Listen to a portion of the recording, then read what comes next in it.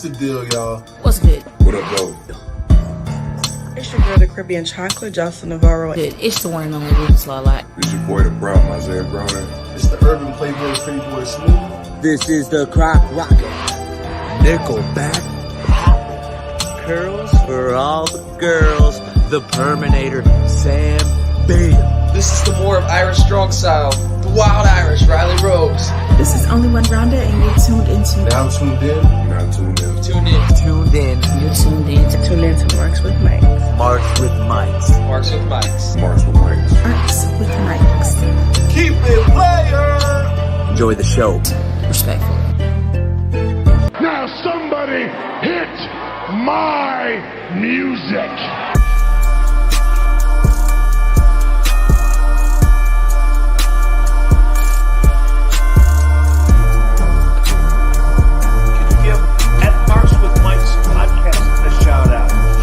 Shout out! Hey, yo! What up, my new man? Oh my God! Are you kidding me? Did we just see? The irresistible force meeting the immovable object.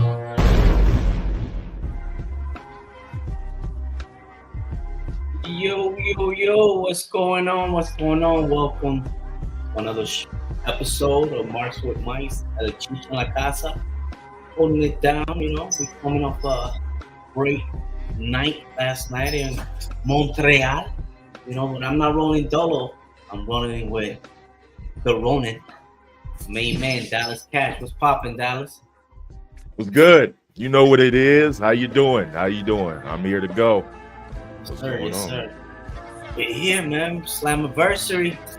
Definitely sold out last night, throughout the week. NXT, Raw, with the Real Chronicles, you know what I mean? There's a lot of things going on. We head into the end of the road, SummerSlam. Just 2 more weeks, and Ultra Class Network will be there representing.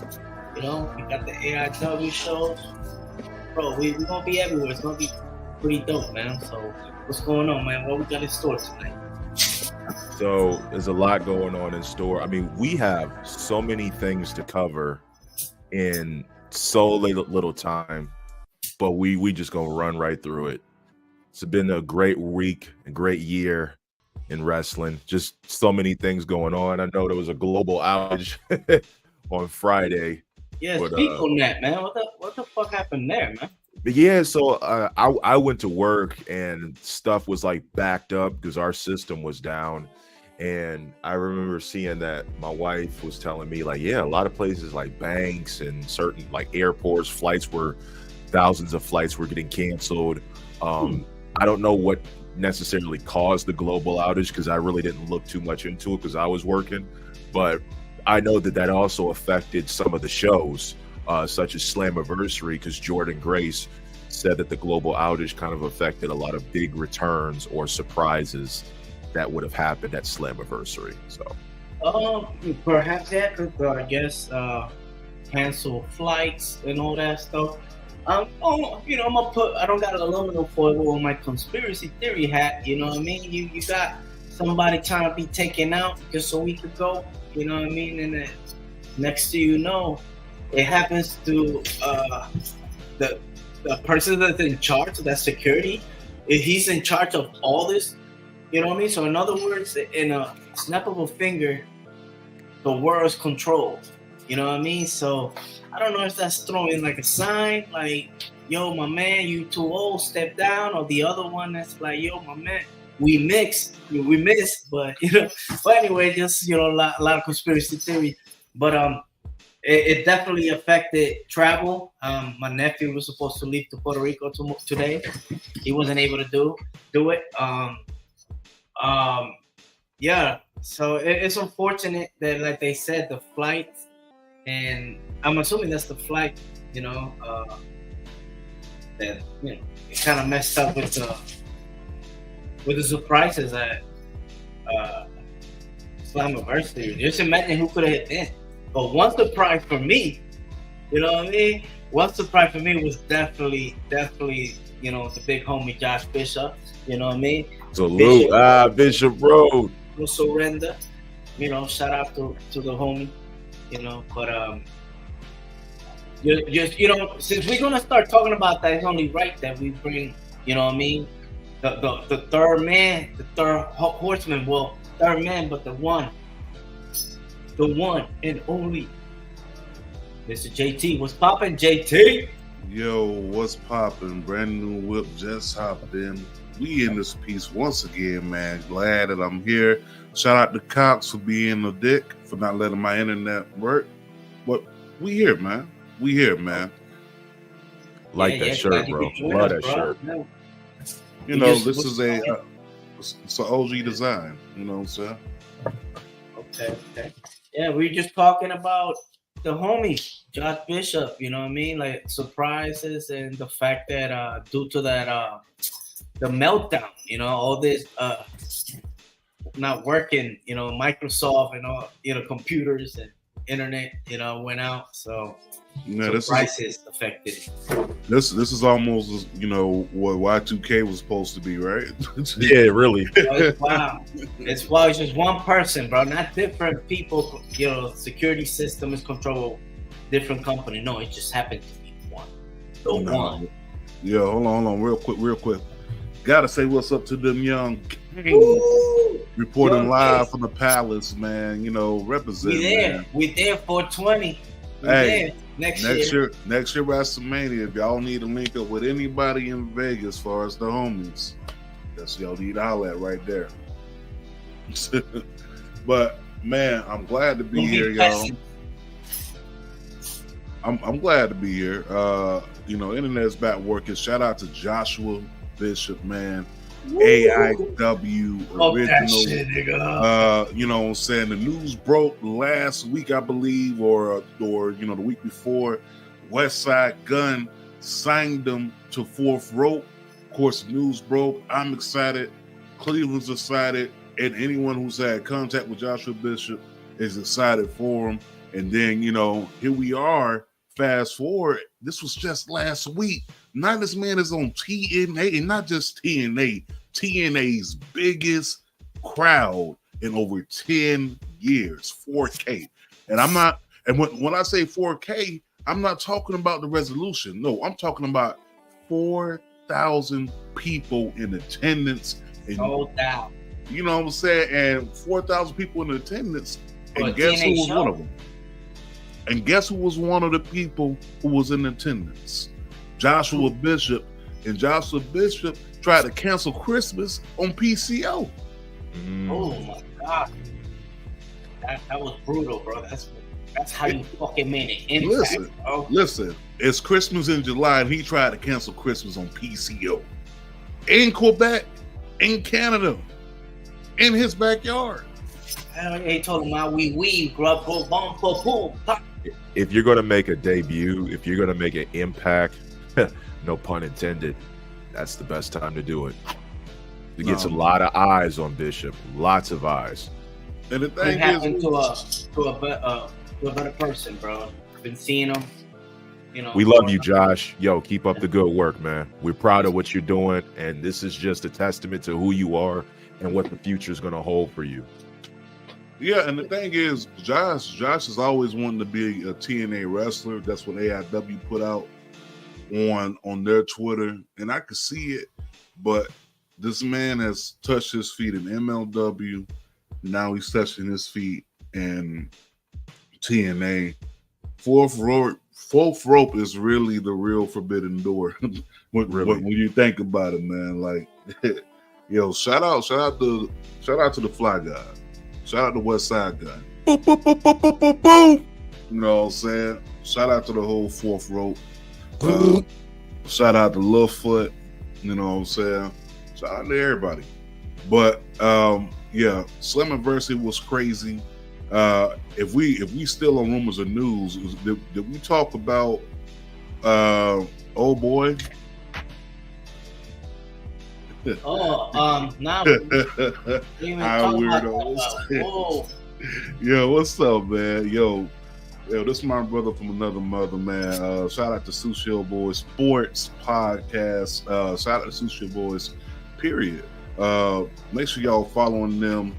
Definitely following them. Follow the sports talk, most definitely, because if y'all looking for, the ins and the outs and what's popping inside the sports world, they go live. They go live every week. Make sure you go tap in with them. Real talk. You got 43 people watching on Twitter. Shout out to y'all. Yeah, shout out to the 43 people that popped in on Twitter. Now, yeah, we gonna continue to run the numbers up, man. But did we talk about old boy Terry? Bro, Bolea? Yeah. Nah, we didn't even touch on that, B. Okay. You know what? We could hold that. Jermaine said Slammiversary was dope. Actually, rewatching it now, yo. Slammiversary, to be honest, was the hottest ticket last night. You had Collision going on, which had a crowd of about 1,200 people, sold out. Then you had, over here, TNA restoring the feeling of TNA. You know what I'm saying? Like, I was really hoping yesterday we would have got more surprises. When I say more surprises, I'm like possibly an AJ Styles pop out. That would have been dope. Even if they would have let not Joseph Park. Even if they let Abyss pop up just as a return. Yeah, I was waiting for that one too. I was definitely waiting for that one. Kushida should not have been on the pre-show. I still stand by that. No, he should not have been on the pre-show. But the homage, bro, what I mean? Like, that was dope. Because I already, as soon as I seen him, I already was like, yo, I know who he was trying to, pay homage to. You know what I mean? Gucci. Yeah, I'm not gonna hold you, man. That shit was dope. It was definitely dope as far as the overall presentation. And TNA went out with all new, well, I'm not going to say all new champions, because the only person that didn't lose their title that night was Jordan Grace. But everybody else who defended the title, they lost it. Mm-hmm. So shout out to ABC, recapturing. For regaining the title. Yeah, but we'll get there in a minute. It's rumors and news. You right, my guy. One thing, let's talk about it, man. I guess the news came out that supposedly talent could keep their name coming out of the Fed. You know what I mean? That's big news. What you guys think about that? That's great. Absolutely great. I mean, like, how many times have we seen somebody come in where we knew them under one name and then it kind of technically changed or had a little adjustment to it? I call it almost, it's like the AJ Styles effect, because when AJ Styles came in, he was AJ Styles. Came into WWE, people feared that his name was going to change or whatever, but he was AJ Styles when he came in, and he's AJ Styles when he leaves. A lot of people need to keep their likeness and their name so that they can take that and go elsewhere and make money off of it, specifically speaking, because these are people who have worked hard to keep their name and earn it. And yeah, I think it's great for the business. I think it creates a sense of authenticity, and it's wholesome in my opinion. Well, what do you think, KT? Not sure y'all can see me, but I'm gonna tell y'all what I think though. We can see you. All right, so here's my thing. It's a great thing that they're able to definitely keep their name because y'all remember the scene in court. In court, that scene where Ike Turner and Tina Turner are fighting about the divorce, and Ike Turner goes, she can have everything but my name. That's my daddy name. We fought hard for that, right? Yep. This is this person's likeness. This is this person's, moniker. This is this person's everything. Like, they built so much to have that name, and then be able to, get released or fired, then you leave, and it's like, well, you can leave, but we keep the name. Nah, it's like the name wouldn't be. The Wyatt Six have invaded our stream. Yeah, we'll get that, but let's build to that. He'll be back. Yeah, he'll be back. He having a out of body experience. Yeah, Cox is at it again, screwing. The Cox spirits is getting off his gut. But yeah, man, that's gonna be big. Like people that could get established, because it's kind of hard, for the market to get confused. They're formerly known, do some work. You there, Jay? Am I there, man? I'm here. Did y'all hear anything I said? Well, we got the Wyatt Six static, man. Like you were in and out like a straw hat. So we. Okay. Yo, shout out for Cox for fucking me once again. Pause when it does come to my live streams. We live, baby. Yeah, right. Man.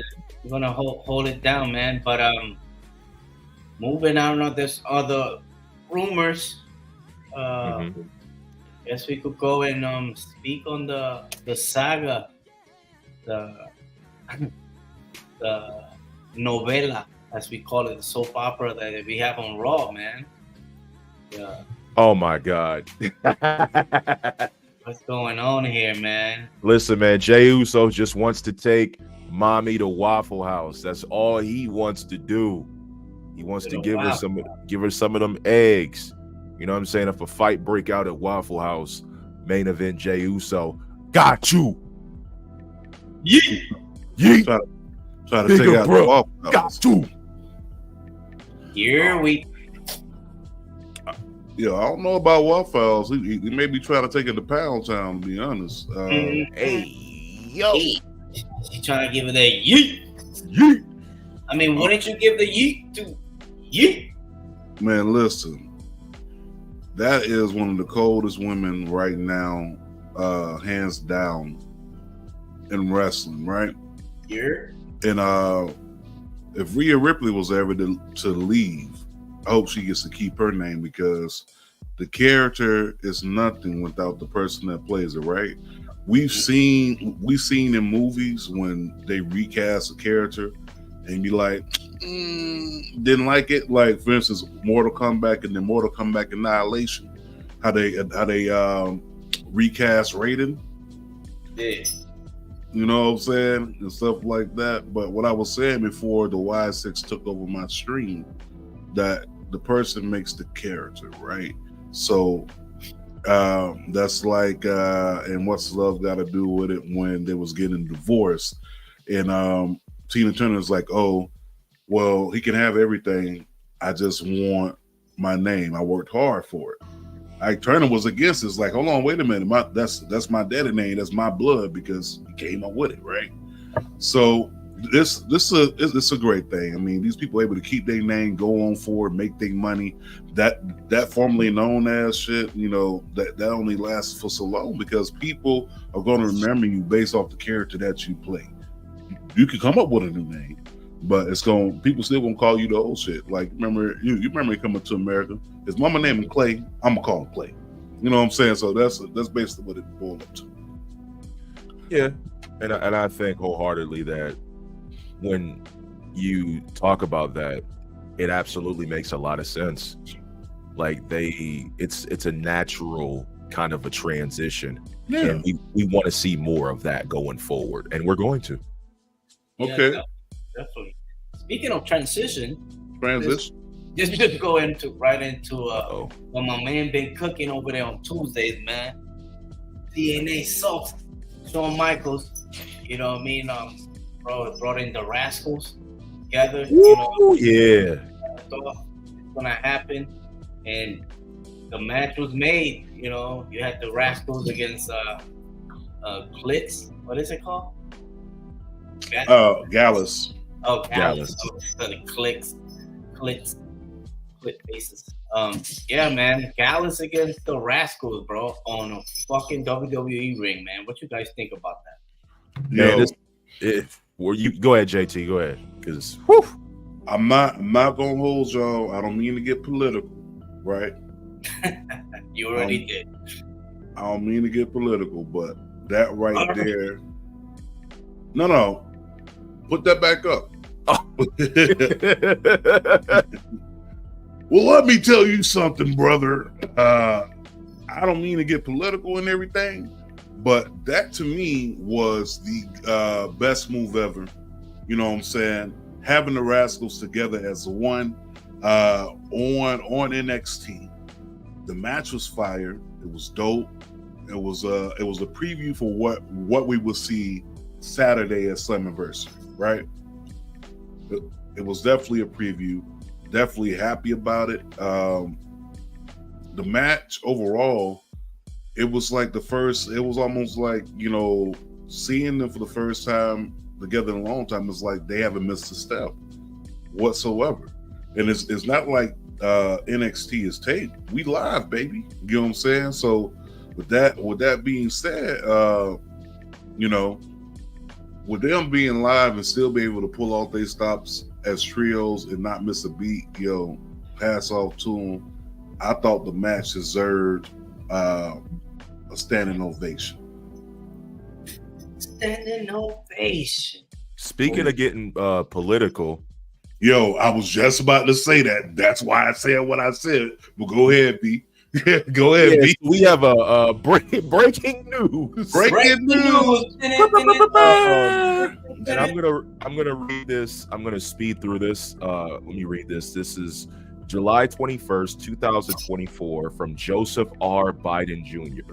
And it reads, "My fellow Americans, over the past 3.5 years, we have made giant progress as a nation. Today, America has the strongest economy in the world. We have made historic events in rebuilding our nation." And Lauren, bullshit, whatever. "I know none of this could have been done without you. Together, we overcame a once-in-a-century pandemic and the worst economic crisis since the Great Depression.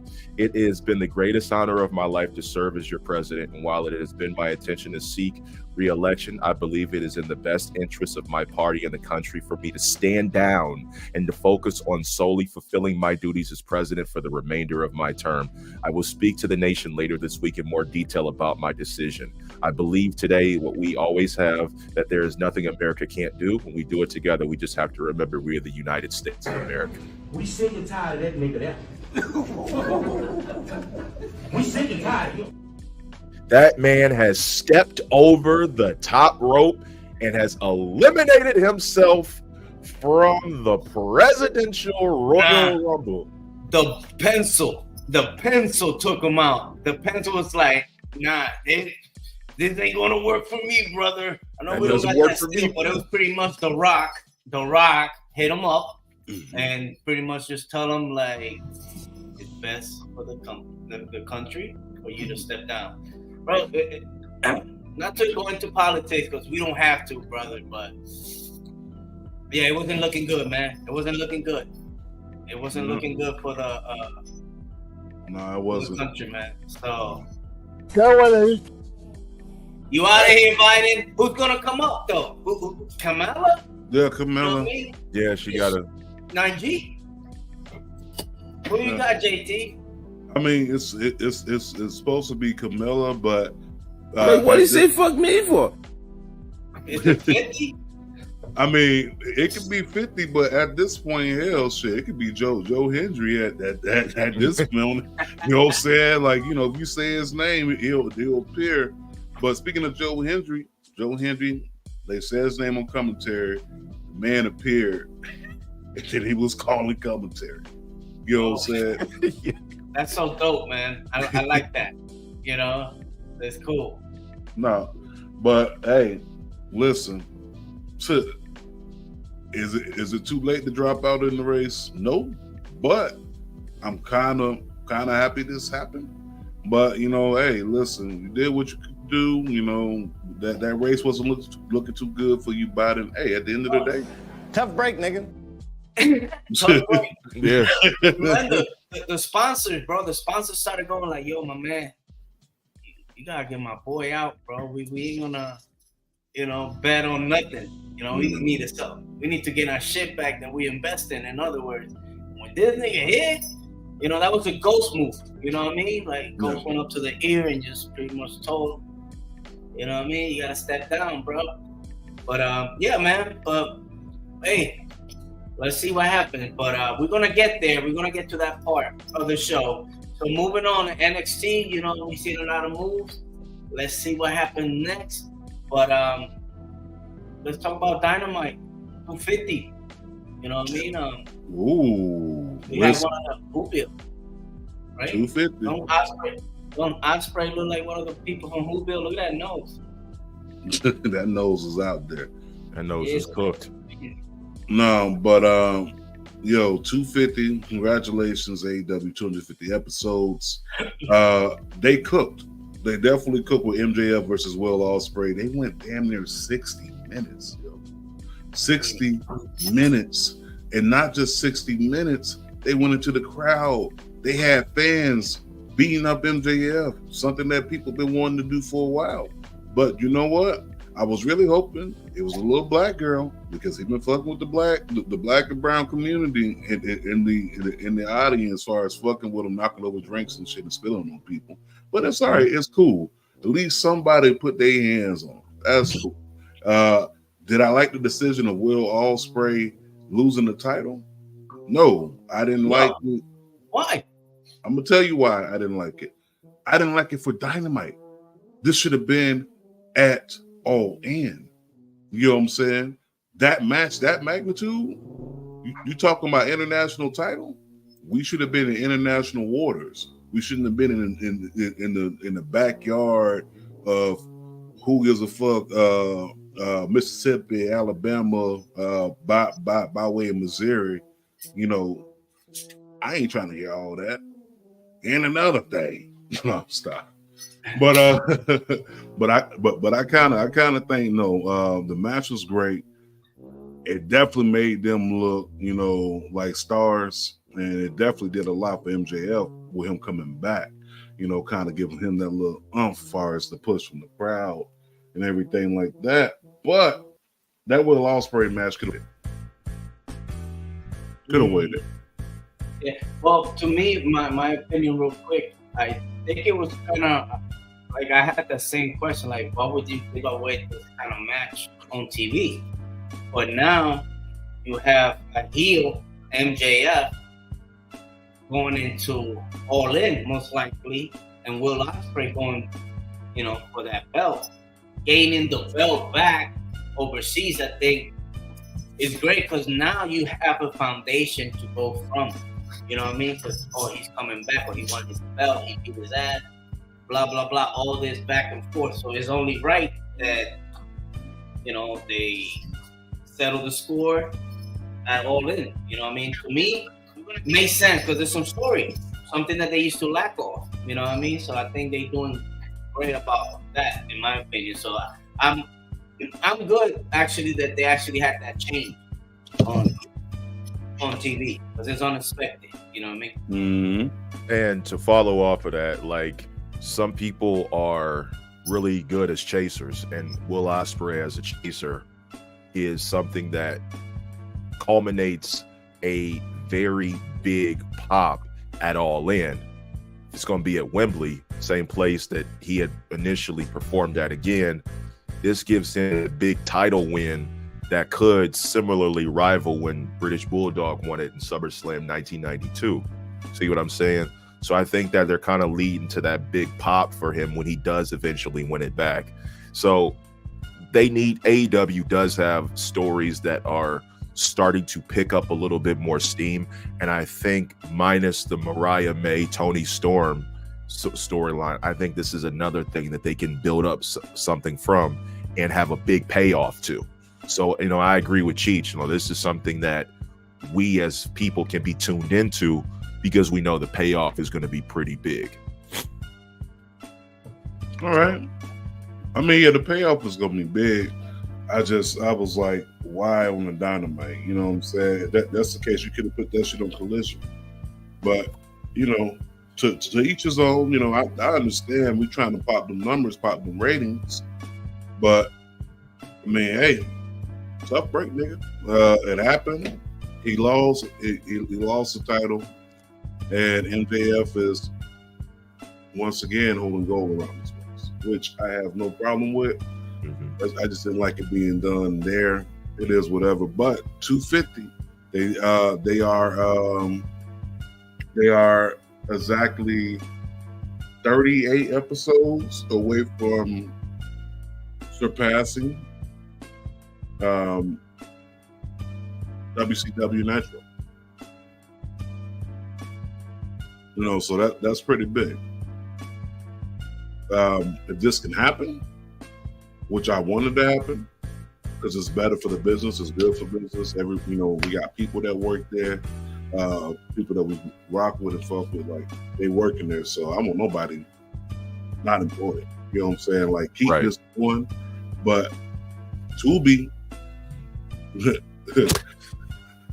looking for wrestling. You know what I'm saying? And what better way? I'm just saying, like, don't think of it as a downgrade. You know what I'm saying? If Raw's going to Netflix, if I'm AEW, I'm knocking on Tubi's door. You know why? Because they on HBO Max, bro. Yeah, they on HBO Max. Internationally, but not here in the States. Yeah, but eventually that will pop up. Let's see if it happens. Okay, well, put it this way. Okay, WWE is on Disney Plus in different regions of the world, right? Mm-hmm. But they're not on Disney Plus here in America. You know what I'm saying? So, and let's be honest, we're the biggest consumers of wrestling outside the UK. You know what I'm saying? So until it happens here, then it's like whatever happening internationally really don't matter. You know what I'm saying? Because people looking at okay, are they on this app right here on these waters? And for me, I really hope HBO Max does take AEW's library and add it to, the US. That'll be great. But for now, if that doesn't happen, Tubi's the best option. That's just me. It's free. You ain't got to pay for it. You can watch it. You ain't got to worry about getting kicked off because too many people got your password. None of that. And I think that's the move, to be honest, because everybody going to Tubi. Get that bag. Tubi's willing to, give the platform. As it was well known that supposedly MLW was stopped from being on Tubi, by the WWE, but different times, so let's shall see what transpires, man. But Dynamite 250 swerve against Okada, man. What you guys thought on that match? A slap, or it was just a throwaway match? I mean, it's slap, but it was like a love tap. Pause. Pause. But it wasn't a full-on, like, full contact slap. Like, we could have got a little bit more out of that. But I know that's a match that probably shouldn't have been given on free television. Yeah.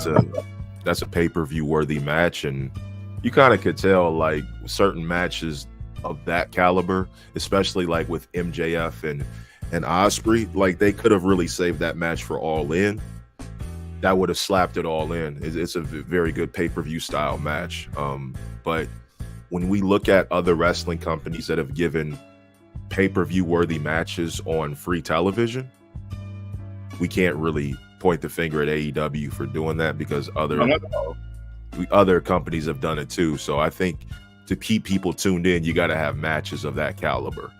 But I thought it was a pretty good match. I thought everybody did what needed to be done.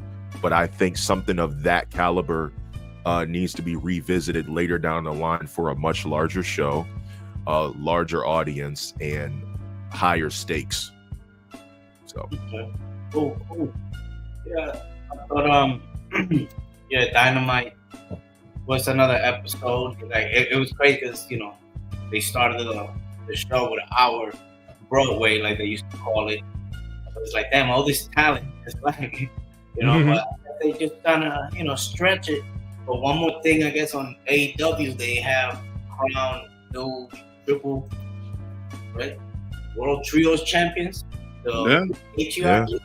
Even it happened in Collision, but let's just throw that out there. I don't care less about them belts. What do you guys think about all this plethora of fucking belts in AEW? I'm not gonna hold you, my G. I honestly thought they could have kept the belts on the Bang Bang gang over there, Bullet Club Gold. Freebird ruled the trios title, and Juice Robinson coming back. That right there was perfect. Like, you could have rotated the title. You could have had it on Juice Robinson for a while. Juice Robinson coming into the UK with the title. Once again, this is another match that we could have saved for All In. And Juice Robinson definitely needs something big because he has a lot of fucking potential, in my opinion. And he just, I hate seeing that people keep overlooking him, passing on him. He's always gonna be Tony Storm's husband. Yeah, like that. I hate that for him. Like, it's just ridiculous. And the lack of respect and the lack of love and the lack of flowers that we're not giving to him, like, it's ridiculous. Like, he needs to be well respected and revered much more than what we're supposed to be doing. So yeah, I love you, Juice. Oh, you always gonna get flowers from me. Oh, damn. Shout out to the people joining us on IG, man. Oh yeah, everybody show love. Shout out to y'all. Well, man, let's go into one thing that happened this week, man. And it ain't like because of the party. It's just it was the right thing for him to do. But man, he went all out. The mighty Terry Bollea, aka fuck that nigga, aka Hulk fucking Hogan, man. What the fuck did he do, man? Man, listen, Terry, that's what I'm gonna call him. Because y'all know how I feel about him. I ain't, we can kick rocks. Fuck Terry. Yeah, we can kick rocks. No socks, no flip flops, barefoot. That's it. That's the way I feel. You dried out California raisin. Listen, if you didn't notice what the RNC was this past week by having Kid Rock, by having Linda McMahon, by having Kane there, by having Hulk Hogan there, right? They basically shows you an episode of Raw from back in the 2010s when it was more like reality based and not reality based, but just more, heavy television wise. This guy cut a promo.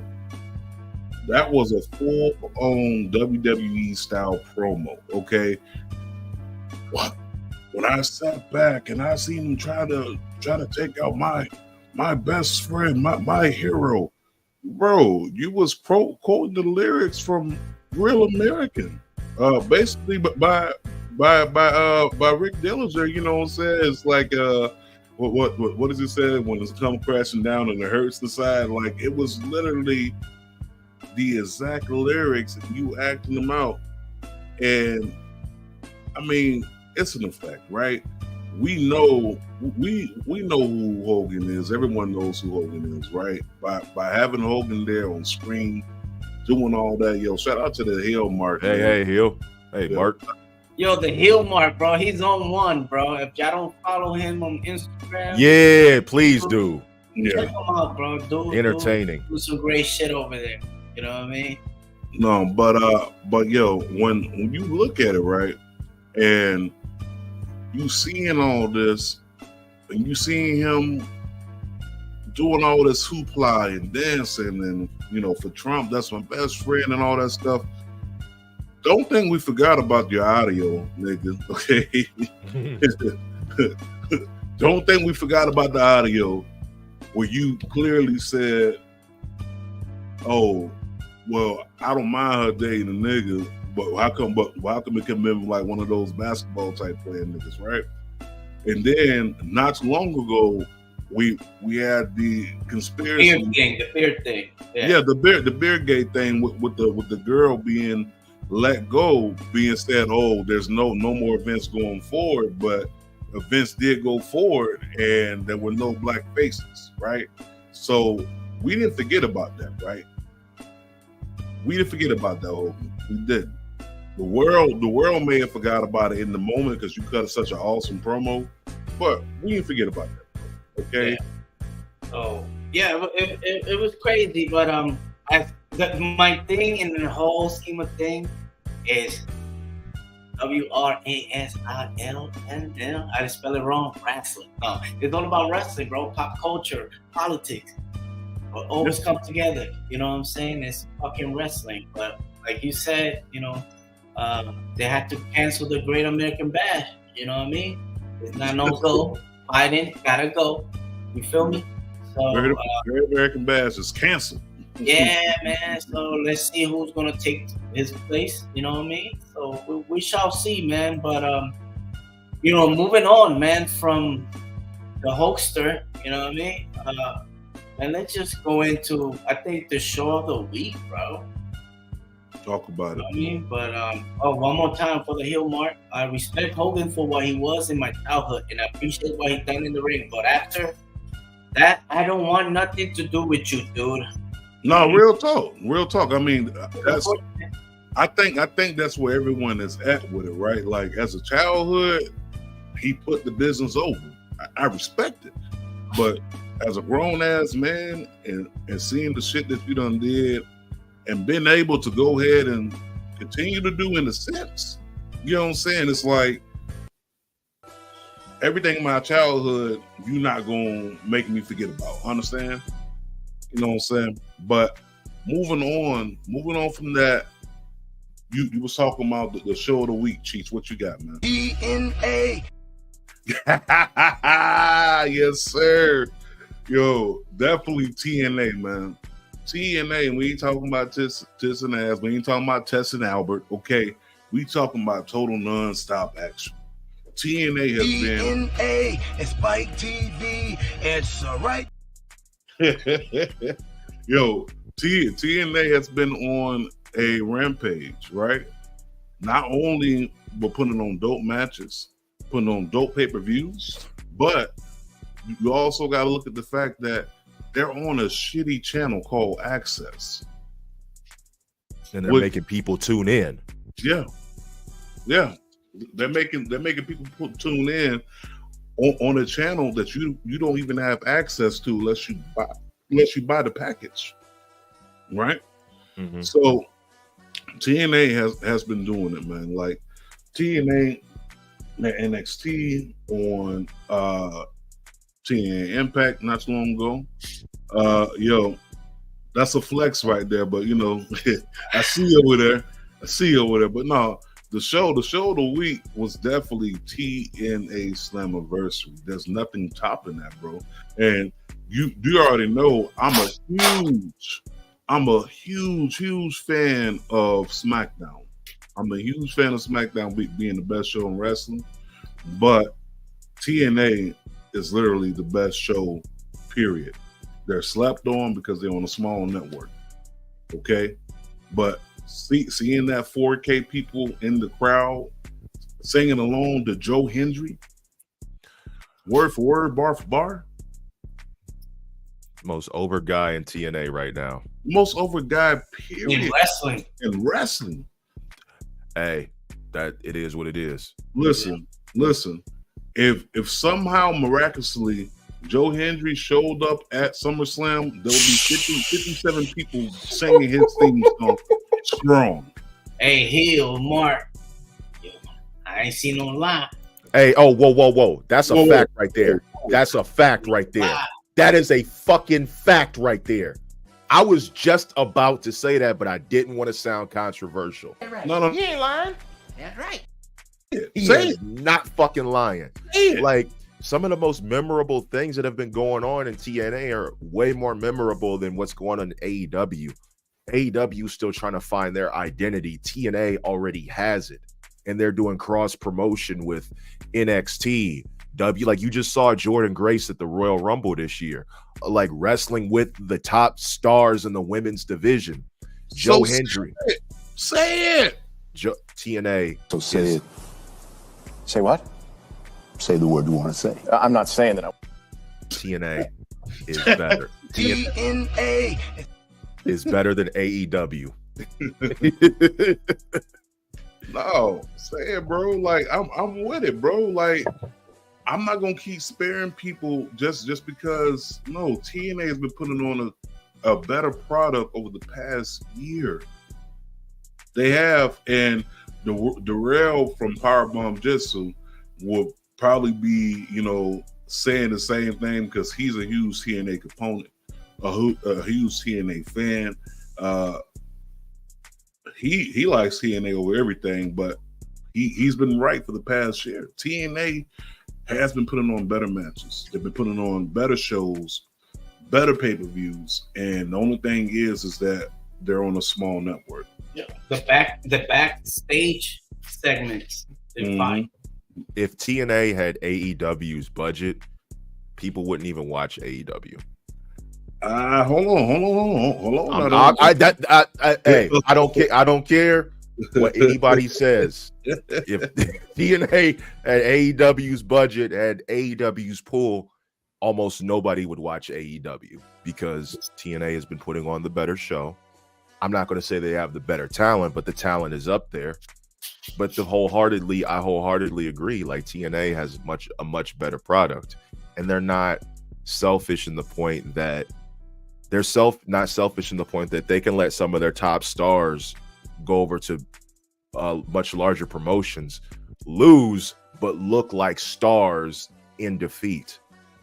I don't think AEW would do that. Oh, you right. Let's see. Hillmark says, I've been watching TNA since I was introduced to AJ Styles, but then when they got moved to a smaller network, at the smaller network, you can never find them. Yeah. And when I couldn't find them, and I had to oh, they're on Destination America now? What the fuck is that? That was the worst channel. Probably worse than Access. Like, do you know what they show on Destination America? I do not know. I'm gonna tell you what they show. They show like people traveling to like the world's largest flea market, and let's go hunt for the bones of Bigfoot type shit. Like that's what you see on Destination America, bro. And I actually paid for that package when I had DirecTV just so I can watch TNA, and I was pissed. My wife was pissed. Hey, I ain't gonna hold you. I know he mentioned AJ Styles. I'm gonna just say something that's probably controversial. Say but like 2005, was it Unbreakable? AJ Styles versus Christopher Daniels versus Samoa Joe might be top 3 TNA matches of all time. I don't care. You can argue with your fucking mother. You can argue with a wall. Unbreakable 2005 X Division Championship, I believe it was. Joe, Daniels, and Styles. Greatest TNA match, probably top 3, and it's probably not even 3, it's probably 2. I might even put it at 1 if I'm feeling froggy. But we talk about TNA's greatest matches, that 2005 Unbreakable triple threat match is up there. And all 3 of the matches were incredible, but the first one is the best one. No, I'm with you on that. Like the BB. Hey, come at them. Come at me. I'll argue all day. Listen, argue with your mirror. Listen, the way I feel about it, like no, but TNA Slammiversary from head to toe, card to card, each match going in, everyone dropped the title. Everyone dropped the title, and let's talk about this, man. The Knockouts Tag Team Championship, man. Militia, I'm sorry. Alicia Edwards and Marsha Slamovich, right? These ladies were going. They were going. Listen, Ooh. keep that door open because I would love to see Jade Cargill and Bianca Belair versus any four of these women. Any four. I don't care who. But every title from TNA changed hands except one. And I'm gonna leave it at that, right? So obviously we know Spitfire came out on top as champion. All right? No. No, they didn't. No. Okay. No, that's on me. Every title changed hands. Militia. Militia? Mm-hmm. Yeah, that's him. Oh, my bad. But the title changed hands, right? Yes, sir. Okay, so all right. So those titles change hands. The women's matches, period. They cooked the show. One thing about women's wrestling over there in TNA, it speaks for itself. We seen what it did for Naomi when Naomi left. Then we go on to the next match. What you got over there, Poppy? Oh boy. Yeah, we did not have a slide for that match, but definitely that match with ABC, Oh my God, that was probably that match. That's the match that needs to be like, it needs its own separate like breakdown, play by play. And we got a little bit of time, but that's the kind of match where someone who's not into wrestling, you can show them that match and be like, just sit back and watch. This is what not just pro wrestling is all about. This is what TNA does. When you give them a crowd that's into the match, people who are hitting their cues, hitting their spots, a little bit of storytelling in there, and a perfect finish to the match that gets their hopes up, sometimes brings them down. ABC, I feel like we're finally getting put on notice to what can possibly be done with these group of guys. And when we look at the entire card, this match, along with the X Division Championship match, was one of the standout matches on the card. And more eyes need to be on what ABC did. More eyes need to be on what the X Division has to offer. And this was the tip of the iceberg right here. This was the cream of the crop. And I love everything about this match that embodies what TNA Impact Wrestling is about in general. He done bought out the casting tape. You know what that means? Killed it. They killed it. Absolutely killed it. This is one of my favorite matches on the card. I was a little worried in the beginning, like, oh no, like is this match going to kind of fall short? But a lot of steam picked up in this match. And one thing I love is that I feel like there's going to be like a continuation. There's like a little rivalry there. So we definitely want to see more of what they have to offer. Oh, definitely, man. Another match that happened, you had the Rascals versus the Chocolate Factory. Mm-hmm. Not the Chocolate Factory. The Chocolate Factory looking motherfucker. Yeah, man, this match is place, man. What you guys thought about this, man? Listen. NXT group. To continue a trio or a faction, whatever, I guess, with cross promotion involved in it is beautiful, because you have TNA talent merging with NXT talent, even though the TNA talent came over to NXT and kind of broke up what's going on here. Like, this is the beauty of pro wrestling. Bow down to the rascal.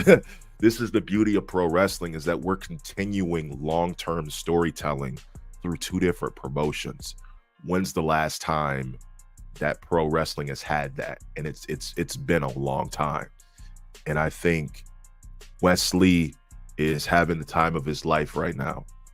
And I think he couldn't be any happier with what he has going on, because at any point he can jump to TNA and do whatever he needs to do over there with the Rascals, and then still come back to NXT knowing that he has a spot on the card, a home there, and he can entertain both promotions and gain fans over there while bringing some of his fans from NXT to TNA.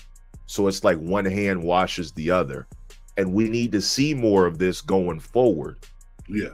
I would like to see a WWE guy show up to a AEW Forbidden Door. I've always had this like weird fantasy booking idea in my mind where we take 5 of AEW's best guys versus 5 of WWE's best guys versus 5 of maybe TNA's best guys and maybe 5 of New Japan's best guys mixed in with CMLL, and we all have them go at it at Survivor Series.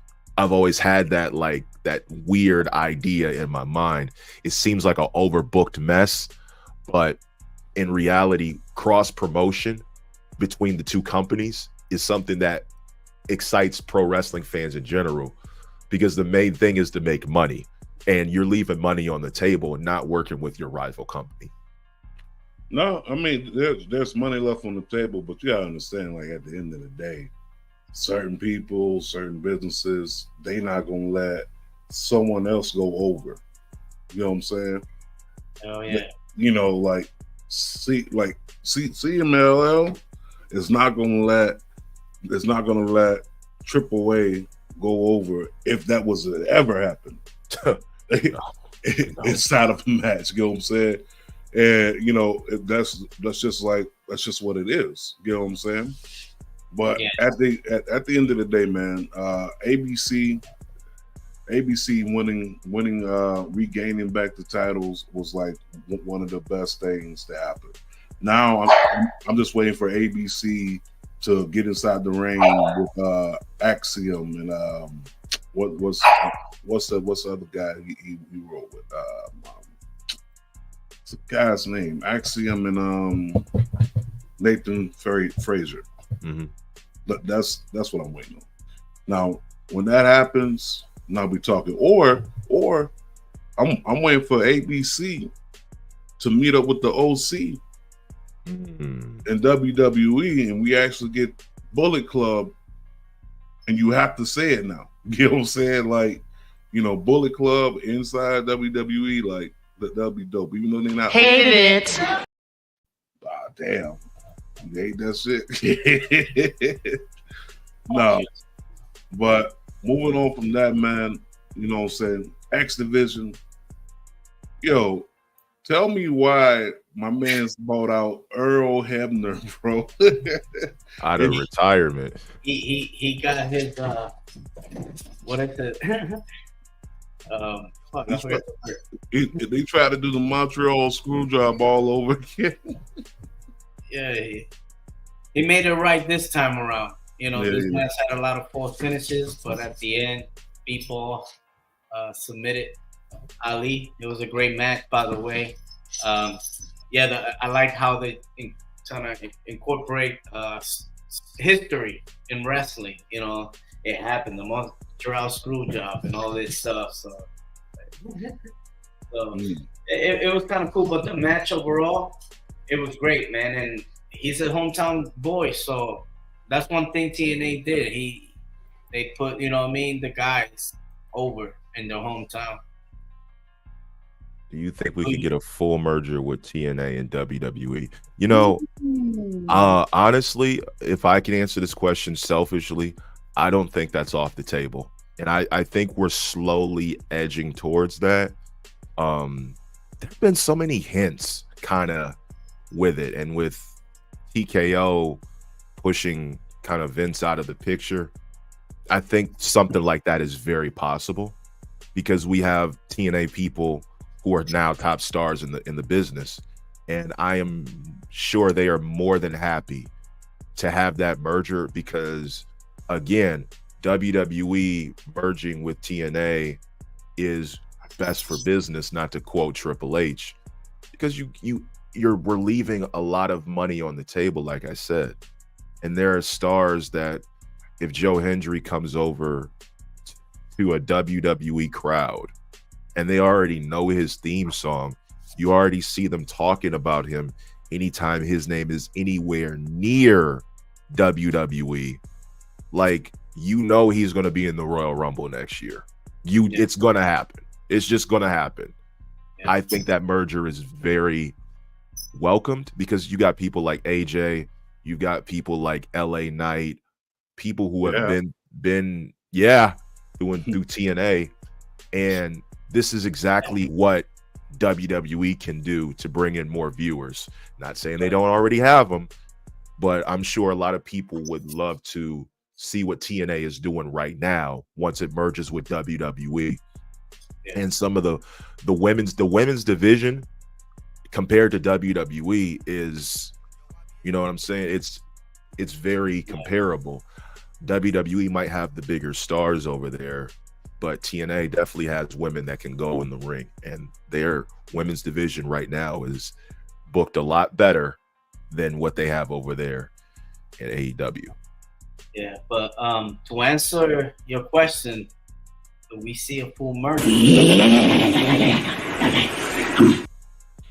Definitely see that. Definitely see that, man. It's coming. Moving up to the next match, you know, let's talk about the knockouts, TNA knockouts. Jordan against his own. I asked my elegance, Joe. I want to say shout out to her. Yes, another Ohio person.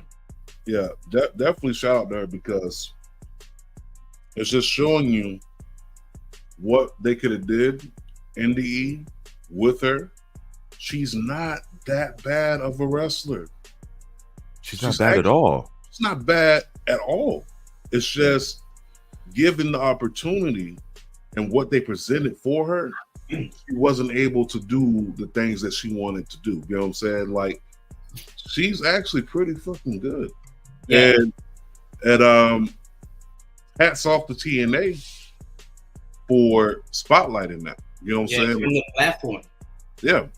TNA definitely giving her that spotlight, giving her the platform, giving her the opportunity to show what she can do, not limited to the move sets. Like it's about fucking time. Yeah, it's about time. But even when she debuted it in TNA, it was like, oh, that's Dana Brooke. No one cared, right? A few months later, here we are. She's in the championship contention. People care now. People care about Ash by Elegance. People care that she's out here winning international titles. Okay, she's an international champion, and now she's in a championship match versus quite possibly the most over woman in wrestling. When I say overwise, I meaning that she's able to go abroad everywhere. This is no shade to Toni Storm. Toni Storm is probably like the biggest gimmick in wrestling right now. But when I say moreover, and when I say this, you can throw rocks at me. But Jordynne Grace, right now, if you booked her anywhere, everyone is scratching the door to book Jordynne Grace right now. No matter what company you're at. If AEW can do it right now, they will book Jordynne Grace versus Toni Storm. Yep. But they can't. And the thing is, that's on Tony Khan because he really messed up that relationship between AEW and TNA. It was more of a take relationship over a give. You know we got to also talk about the fact that when we look at what Dana Brooke accomplished in WWE compared to what she's accomplishing now, it's a huge difference. And I don't feel like we as pro wrestling fans have been fair to her. No, not at all. Because she's never really had the training wheels taken off. She's never been let off out the gate.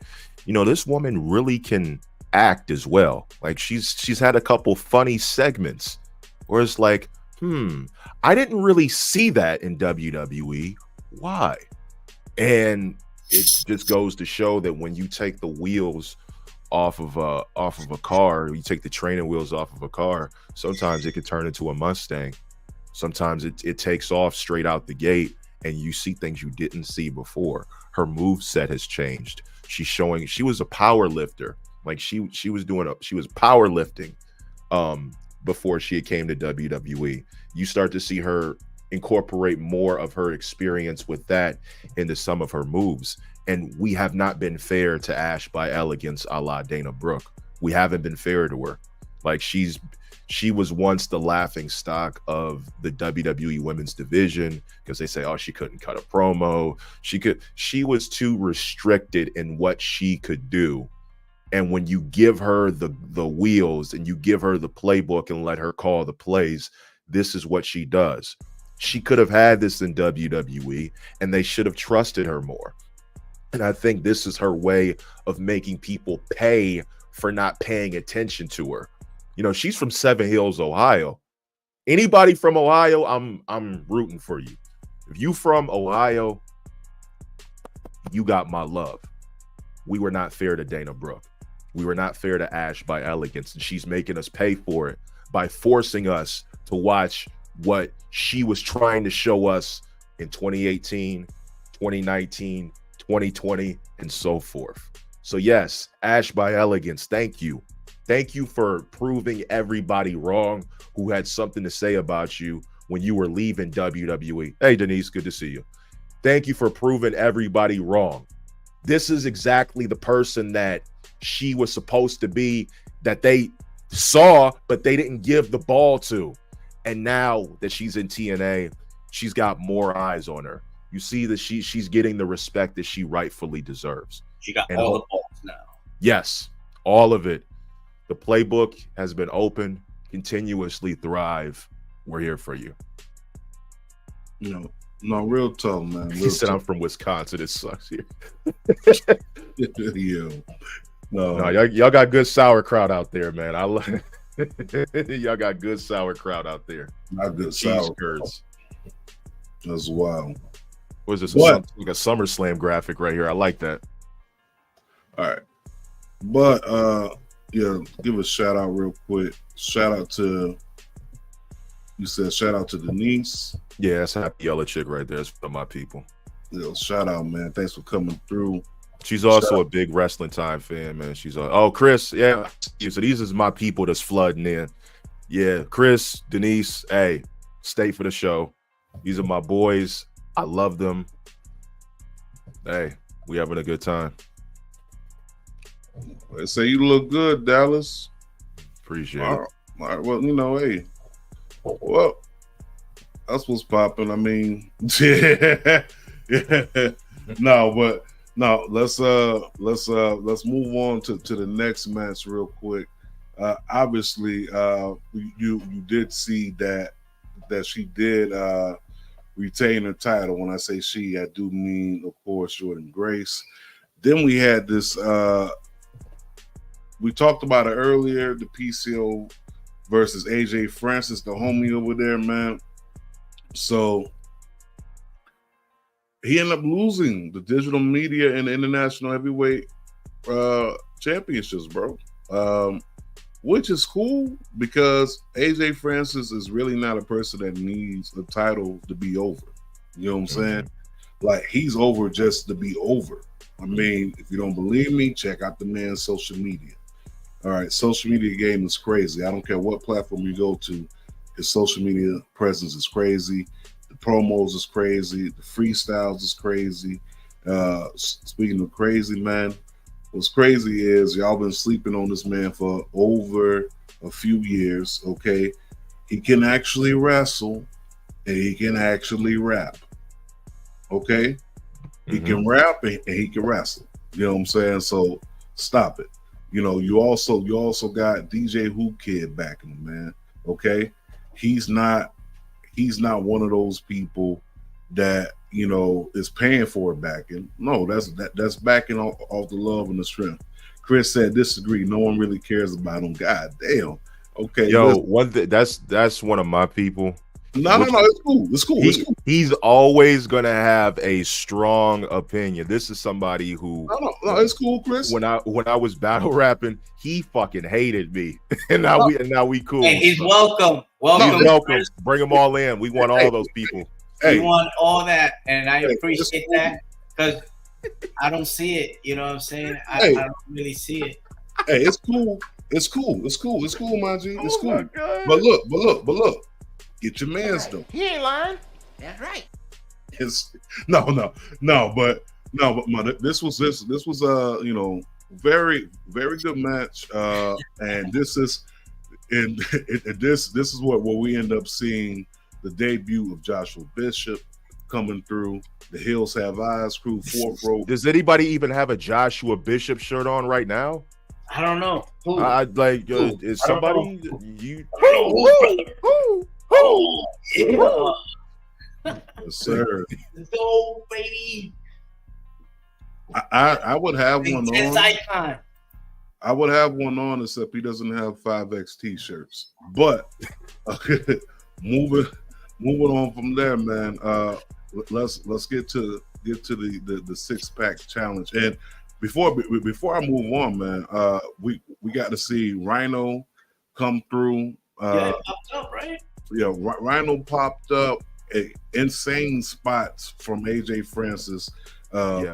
Being thrown off the top rope, going through the table. You know, hitting not moonsaults, but you know, coming off the top rope. Period.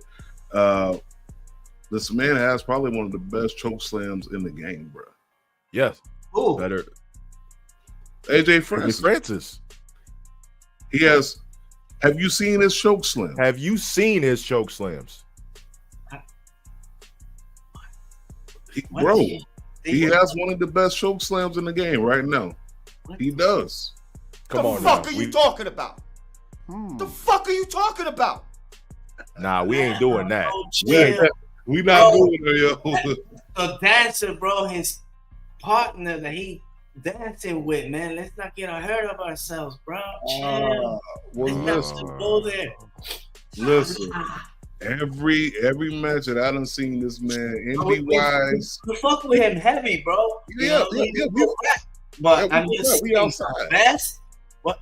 No, I said one of the best, not the best. One. Who's got a better choke? That's the rule. Cut you. Who got a better choke slam right now? Who does the choke slam? Still does the choke slam. Lance Hoy? I was gonna say Lance Archer. That motherfucker. When was the last time you seen him wrestle? Actually, Damian Priest was South of Heaven, but really, are we gonna? Is that better? Damian Priest. Okay, we got to put Damian Priest up there too. So that's why I said one of the best. But we're gonna get to that, heel Mark. Trust me, I was actually gonna lead in with that, but we're gonna get to that. Okay, so let's move on. Let's move on to the main event over here, man. The 6-pack challenge, right? So there we are. Josh Alexander, Kazarian, Moose, Nick Nemeth, Joe Hendry, and McLean. Did I just call him McLean? Steve Macklin, man. Yo. So, yo, I mean, the Hurricane. See the Hurricane. Okay, they're not wrestling right now, Chris. Yeah, Chris. They're not. We're talking about right now, currently. Active people. That wasn't a specific, man. Chris is right. Them old ass bones is not lifting nobody up. But Joe Hendry, man. I'm surprised too. I'm surprised that Hendy didn't win because I didn't see. All right, so I've always had this weird theory that anybody who pins the champion in a multi-man match becomes the champion in that match. I've always had that theory because pro wrestling has always went behind it. But Joe Hendry pinned Moose. End of story. And that had me thinking, oh, they're gonna pull the trigger. And I'm like, okay, this is a pretty good time to do it. And now that I think about it, you know, Nick Nemeth, shout out to him, Ohio in the building. He won the match, right?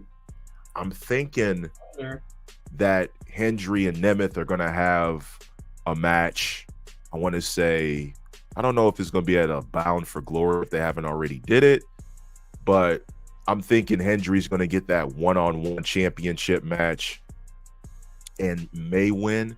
And if he doesn't win, it's probably because he's going to sign with WWE. That's what I'm thinking. Well, my man right here, Nostradamus, Illinois, he just said it right there.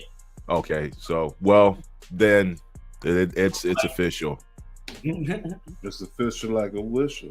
So we got Nick Nemeth, TNA champion, also AAA heavyweight champion. You think it was a great move to yeah, absolutely. Yeah. He was the one that restarted. Not I'm saying the one, but he restarted the new, bringing back the TNA. You know what I mean? The second coming of TNA, Paul. Yeah. You know what I mean? It was the face. Yeah, that's wild. I mean, and he's gonna make the next guy that takes the title from him look like $1 million. Exactly. Like TNA with this pay-per-view, they basically pulled up like I don't know if you caught the latest episode of It Is What It Is, where Cam and Mace was talking to Jay Prince. It's like, yo, we're not your little niggas no more. Like, yeah, we're not. TNA, get somebody else to do your work. Yeah, TNA is not the little niggas no more. Okay? They not, bro. They not. Years old, bro, in the streets, man. We ain't your little bros, man. Like, do your own work, bro. Like, stop getting everybody else to do it. TNA is putting in work. No, real. They making you put respect on their name.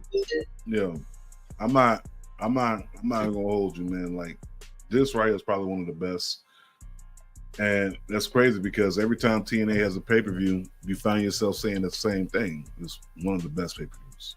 And you know, it is what it is. I mean, it's no denying it. But now we talked about TNA, let's talk about the 4 predictions that we can talk about real quick, okay? 4? Well, not the 4, the 5 or 6 matches. So this is what we have written in the sun right now for SummerSlam, okay? We got Rose and Sikoa, we got Priest and Gunther, we got Morgan and Ripley, Bailey and Nia, LA Knight versus Logan Paul. This is what's been confirmed so far, right?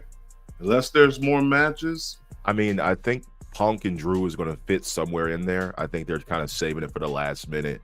And then I don't know, man. I think they're probably gonna wait till they go to Atlanta, man, because it's fitting. Bad blood. Everybody's gonna have their feud. You know what I mean? Perhaps. And I talked about it last week too, like a Hell in a Cell match. But yeah. I think that if Punk and Drew do have a match, it needs to like end in disqualification, and then the blow off matches at Bad Blood, possibly.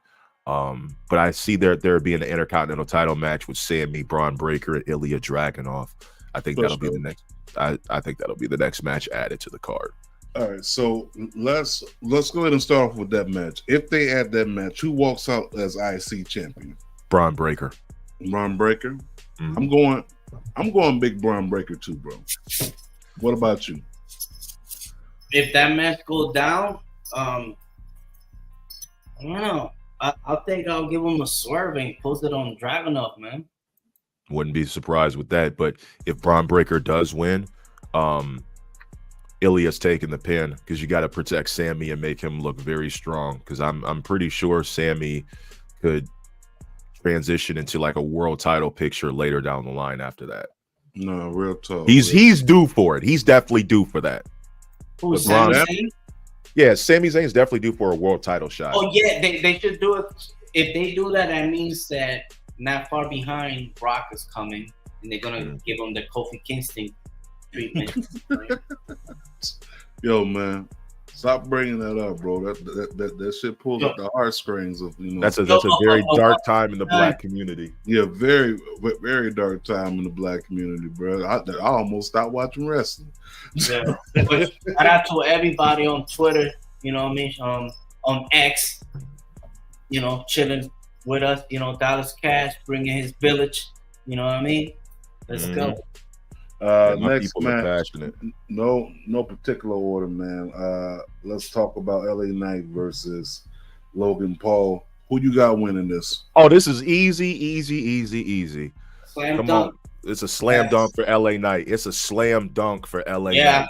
Yeah. I mean, it's unanimous on this board. LA Knight, baby. It's about damn time. Okay. Next match, no particular order. Let's go Mommy versus Side Mommy over here. Rhea Ripley versus Liv Morgan. Who y'all got? I got Liv Morgan winning because Dom is going to cost Rhea the championship. I mean, it's pretty. It's a layup at this point because I think going forward, like the consensus is that signs are pointing towards Rhea winning, but I think the Hell in a Cell match happening at Bad Blood for the women's side would be Rhea and Liv. That's my opinion. I could be wrong, and I might be, but I see Liv Morgan winning this with interference from Dom. No, real talk. What you got over there, Papi? El Cheech, El Capitan, F. All day, a day. You're gonna have to go with Rhea Ripley. You know what I mean? Unless they got a little swerve and they don't have nothing planned out, but it's only right. Rhea Ripley, and I hope she knew like some crazy shit. You know what I mean? Like straight up and down, just slaughter her. You know, slaughter her and just sit on her face and all that stuff. Okay. There's not some ass on the face. Yo, you bugging. I got Rhea winning it, but I kind of want to go the Dallas route and say Liv. All right. I'm going to say Liv. And I am going to say Dominic does mess up somehow. Yeah. He air quotes messes up. Yeah. Messes up somehow. Yeah. Nah, bro. He messes up. We got 225 people watching this. Shout out to y'all. Make sure you like, comment, and subscribe to the Marks with Mike's YouTube channel. These two are the most knowledgeable wrestling people I know. Hey, whoa. No, don't do that. The most knowledgeable wrestling people I know. And but yeah, that's what I have. Okay. Liv versus Rhea. Liv wins. I got Liv. Bad Blood Hell in a Cell match. Winner take all. I'll take Rhea. You taking Rhea. Okay. Here we go. 2 big titles, man. Let's go for the leaser. Priest versus Gunther. Who you got winning? Go ahead, Cheech. Go ahead, Cheech. I'm gonna just wait. I mean, as sad as I might feel, Priest being here the weekend that they actually have a Puerto Rican parade here. It's sad to say that that'll be his last time holding that belt over his head because Gunther is about to come in and change the landscape of the title picture. I got Gunther. Okay, what about you, Dallas? Is everybody watching right now? Mm-hmm. Oh shit! Concentrating came out. It's about to be a murder. Power bomb after power bomb after power bomb after power bomb after power bomb. You think for one goddamn second that with Bash at Berlin coming up, that Gunther is not gonna walk in as the fucking champion? Oh no. He got to. And the fact that Damian Priest has a documentary coming out lets me know that they're about to take the title off him, bro. Yo. You have a firm grasp on the obvious, buddy. You really do. I'm sorry, Damian. I love you, bro. I want you to win personally, but the way that this shit is set up, You're right as itself. I got Gunther winning. Hey, DBD, yo. DBD, my boy, Undisputed DBD. I love you. Thank you for tuning in. Stick with the show. Make sure you like, comment, and subscribe.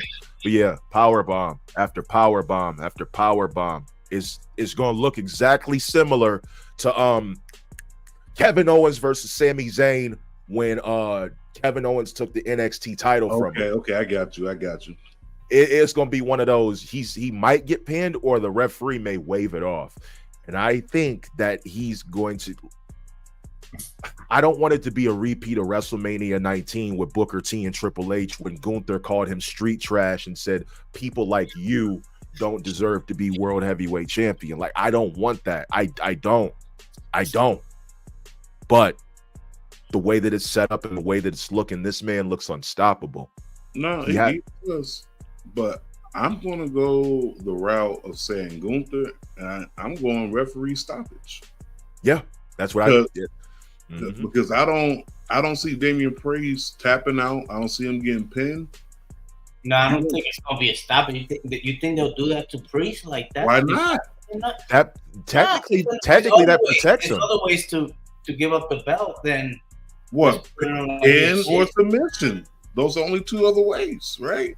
Like, you mean like a stoppage by submission? Yeah, but I thought it was like a knockout. Brock Lesnar hitting fucking. The reason why I say, the reason why I say a knockout stoppage or the referee waves it off because he can't continue.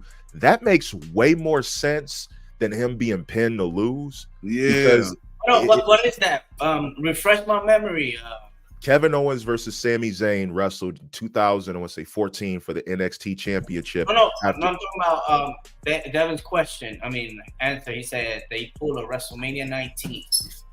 Okay, so what he's referring to, because I got this one. What he's referring to is the World Heavyweight Championship match between Booker T and Triple H. Yeah. Triple H hit a pedigree, and he waited 32 seconds before he crawled over to pin him. Mm-hmm. And that's what he's also referring to is the fact that Gunther in his promo on Raw told Damian, people like you do not deserve to be champion. And you know exactly what he meant when he said that. So that's why I'm saying that's why I'm saying no, yeah, weird. Yeah, that's that. So now that we're back to it, he called him street trash, talked about him being homeless, said, "Oh, my parents gave me everything. Your parents gave you nothing." I'm like, is this Gunther or is this Christian Cage right now? Because I'm getting Christian Cage vibes. I'm getting 03 Triple H vibes. And the fact of the matter is that when you look at what Damian Priest has done, who he has beaten, and everything that he's done to continue his title reign, for it to end like that. It's like he didn't give up. He wasn't technically like pinned or submitted, but he was knocked out and he was not unable to continue, but he didn't give up. And I think that's a proper way to get rid of his championship because he wasn't exactly pinned. He didn't technically give up. He was consistently fighting. I will agree on that if it was anybody else. But we're talking about Gunther. There's nothing to put your head down by losing to Gunther. You know what I mean? I'm not necessarily saying about him putting his head down. What I'm saying is that the way that they've built up Damian Priest as a champion is that he's now a face. He started off as a heel. He's now a face. Yeah, he's definitely a face. But it wasn't by design. No, it was organically. You're absolutely right. It was organically. But if his title reign is going to end like that, I personally believe, and we all have a difference in opinion. We all have a difference in opinion, but I believe if Bash at Berlin is coming up, it makes Gunther look like a more dominant champion. Because if you look at SummerSlam 2016, Brock Lesnar, Randy Orton, TKO stoppage. Randy wasn't technically pinned. He was busted wide open. The referees waved it off. Mm-hmm. It made Brock look way more scary and dominant as a champion heading into the next pay-per-view. They could do the same thing with Gunther, especially with Bash at Berlin. He's going to get a hero's hometown welcome out there. Having him come in as a champion and look that dominant means the next person that beats him has to have the crowd behind him just as much as Damian Priest will, because that crowd is going to be very divided because there are going to be a lot of people who want to see Gunther get the championship, and there's a lot of people who are who know Damian's story and want to see him win. Yeah, that Brock and Randy finish, it's wild. It's absolutely wild, but that's who Brock Lesnar was and who he is. And we all have a difference in how Damian should lose. I'm okay if he wins, but when we got Bash at Berlin coming up, unless there's some hickory dickory dusty finish and maybe Gunther finds a way to get a match with Priest again at Bash at Berlin and wins out there, okay, I'm okay with that too. But wholeheartedly speaking, we got a guy who's only lost to really Sami Zayn when he was unstoppable as Intercontinental Champion. And from the way that they've booked him, the video package that they gave him, everything that they had him do, who they had him beat and knock the fuck out, it's looking like Gunther's going to have one of those stoppage wins. But again, we'll see. Okay. I hear you on that. I still got Gunther winning. What about you, Cheech? I think I was the first one to say it was Gunther, man. All right, so you said Gunther. Dallas said Gunther. I said Gunther. It's gonna be that caution tape being pulled out. At the end of the day, caution tape will be out. It's gonna be rolled out. Let's go to the main event, man. We got Cody. We got Solo. We forgot a match. Well, we forgot it. What Bailey and Nia. I'm sorry. Yeah, you're right. Bailey and Nyla Jax. My two queens. You an ass man, ain't you? I am. You an ass man. No. Ain't got nothing to do with ass. It has everything to do with just Nia Jax just does something to me mentally. She can match his gangster. Yeah. That means, Yeah. Nia Jax does something to me mentally, physically, and emotionally. Okay. Thank you, sir. Every time I see her come on screen, I'm not gonna finish that statement. The last words that he just said. The last words that he just said. yo, you's a nasty dude. No, you the one that was thinking it, not me. No, but every time I see Nia Jax, bro, it's just, and the fact that people could fix their mouth up to say that she's not beautiful. This woman was a model before she even touched the WWE. You hear me? A model. And no, I don't see Bailey retaining the title. Once again, it's a case of who is better as a chaser than the person who's better carrying the title. Bailey don't need a long reign because Bailey is a person who don't need a title. Bailey is over just to be over. Okay, let Nia Jax win it, right, and have Tiffany cash in. I was just about to say Tiffany's probably walking out as champ. Yeah, better place to happen at a stadium. The pot. Hell yeah, let's go. And that's gonna get her over. Oh, he said Nia wins, we ride. Oh shit. Damn. Listen, you can riot. Listen. Hey, Chris, I appreciate that. You know what? You're not too bad because at first you came in kind of hostile, but no, I'm messing with you, Chris. He's a heel commentator. Chasing what? What were you talking about? Chasing what? Like, some people are good as chasers, other people are as good as people that that can hold the title for long term, like Cody, right? Cody is a rare occurrence where he's a great chaser and he's a great title holder, right? But you got people who are just sometimes just better as chasers, because once they gain the title, it's like, okay, what's next, right? And that's the case for Bailey right now. Like, what's next? Okay, you got Nia Jax. If you win this, what's next? So I got Nia winning with Tiffany cashing in. What you got over there, Cheech? I think it's gonna be one of those Bailey wins. And then Tiff is gonna cash in on her.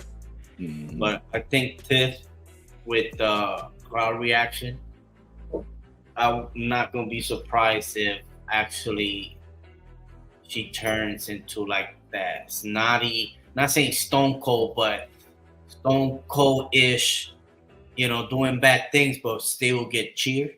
You know what I mean? So is she a face or a heel? You know what I mean? So it's gonna be in between, but I think it's just her swagger. You know what I mean? And she's gonna be one of the biggest stars, you know, WWE ever created. So I have two New York areas where face is chasing. You're right. Oh, so wow. I have two scenarios. My man came with the facts. With the facts, bro. You sit my dumb ass down. Shit, let me stop. Then Dallas talking about we two most knowledgeable people, but I'm getting cooked over here in the comments, bro. Listen, man. I got two scenarios that it could possibly be.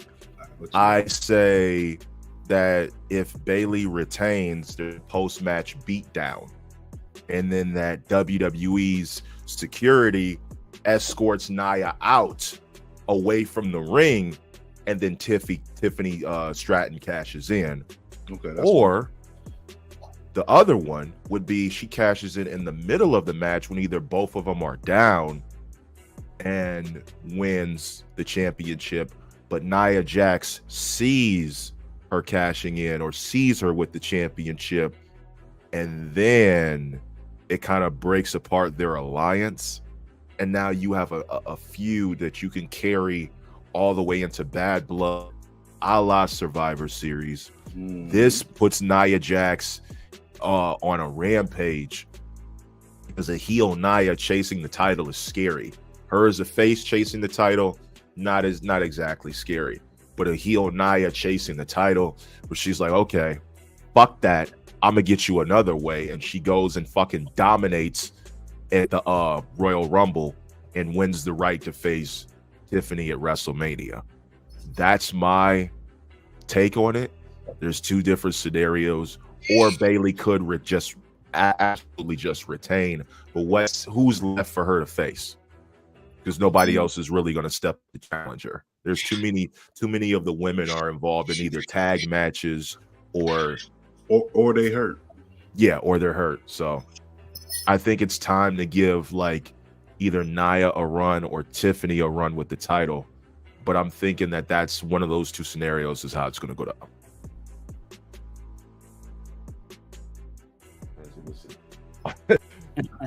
Yo.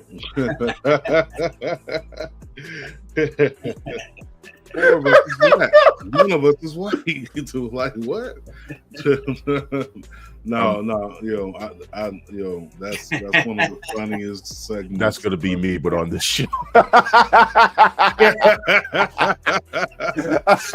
Yo, no. Oh my god. Main event time. Main event time.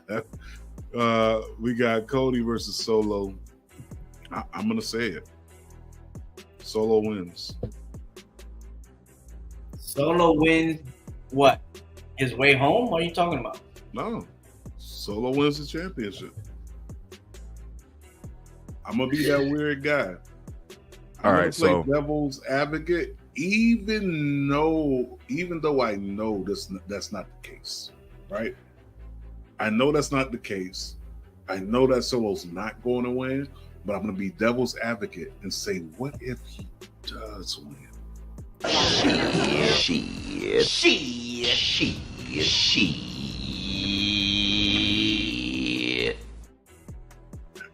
What if he does, though? Think about it.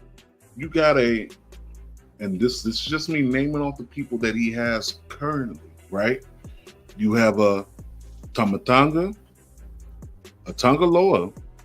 Tangaloa is a fuck up. Hey, chill out, bro. He's a fucking fuck up. Camacho looking ass. Hey, chill out. You got Tangaloa. You got a Jacob Fatu, who is quite possibly like the best hybrid, period.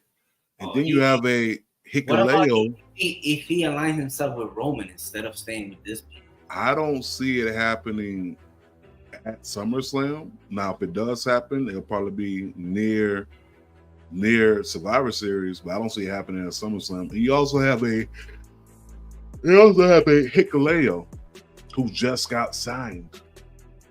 Ooh, What better way? Hikuleo. So Hikuleo, but you have that. What better way to debut them than at SummerSlam, right? So that's a what if scenario. But I'm going as devil advocate. I'm picking Solo. But go ahead. Ain't nobody coming to see you, Otis. Ain't nobody came to see my man Solo Sikoa come out on top at SummerSlam, my brother. We are not gonna see that. Repent.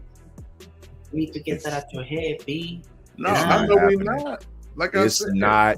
No, happening. I know what you mean, but it's just ludicrous for you to even say that, bro.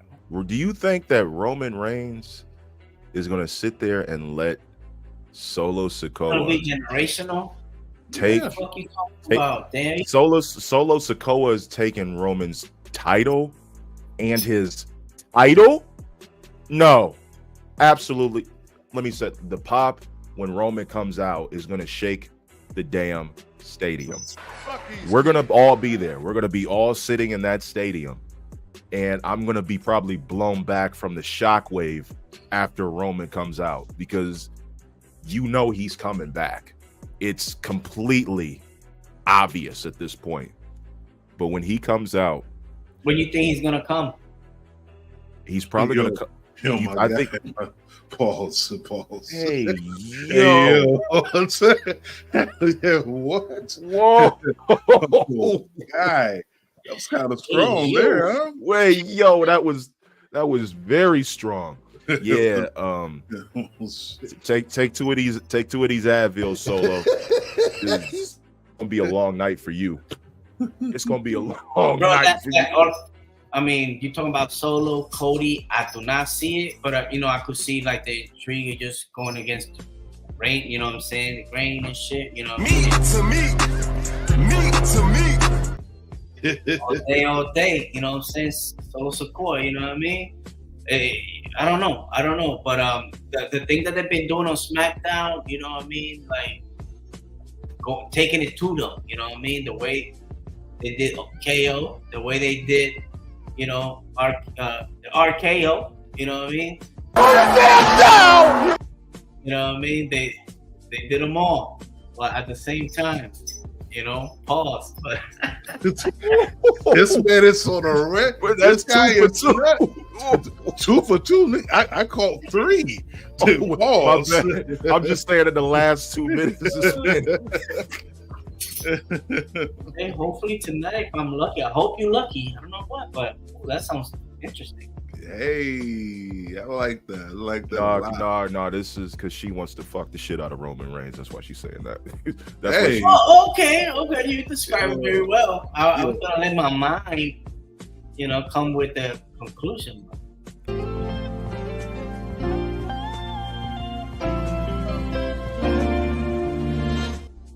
I think they're going to build a Samoan evolution. Yeah, come on, don't let a lie get between a good story. Oh my God. A Samoan evolution. I think the evolution already started. I'll say a dynasty. Dynasty? Okay. Oh, I don't know. I think Rikishi might have something to say about that. Yeah, he'll show up when the time's right. Rap into the ring? I don't know. Hey, bro, chill out on Rikishi, man. I think right here, my man D, the big D. Oh no! Oh my God! I think. Yeah. Take his What better place to happen, bro, than at SummerSlam? You know what I mean? That he just turned on Cody and just come from the back and get him.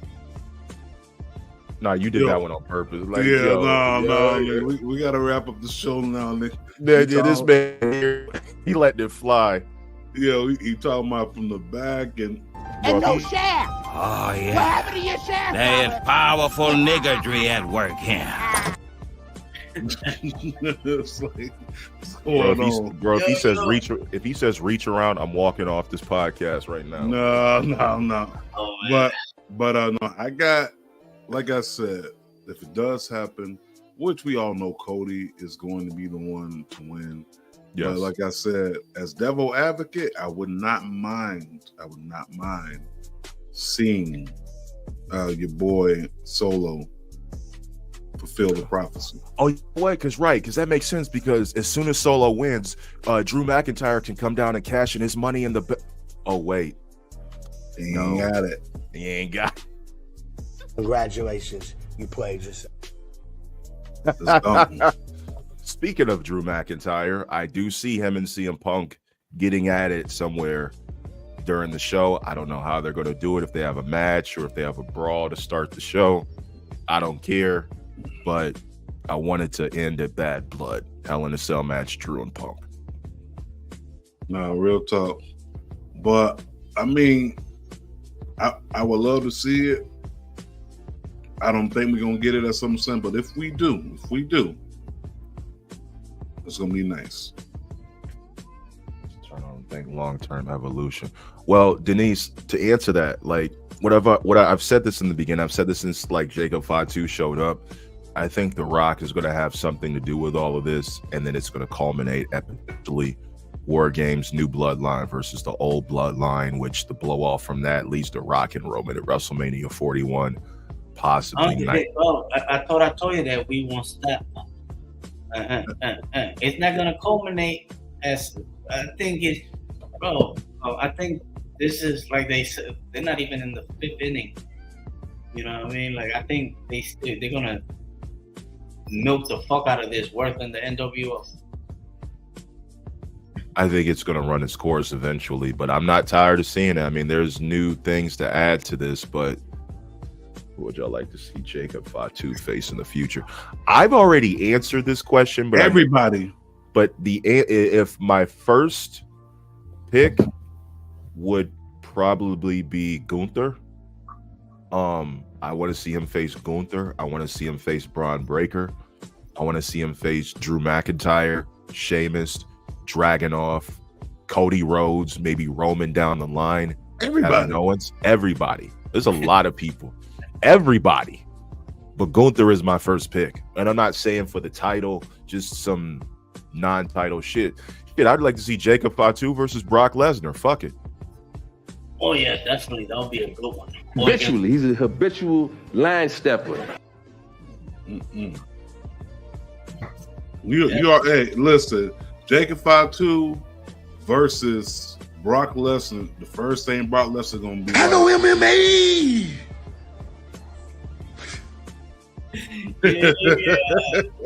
But caution tape on that one. Speaking of caution, man, I think we touched on everything. Is it about that time? Yeah, we got everybody that got released. Pretty much now they could go into work right now. We have one formerly known as Jinder Mahal up at GCW. So we'll see. Hopefully, wishing them all the best. Yo, shout out to Darrell from Powerbomb Jitsu for being inside attendance when it happened, inside the front row. Oh, okay. D was over there? Yeah. That was Indy, right? Yeah. Darrell. Shout out to D, Powerbomb Jitsu, man. They on Wednesdays. Boys. Yeah, those, that's home team CCN. But speaking of CCN, let's talk about this real quick.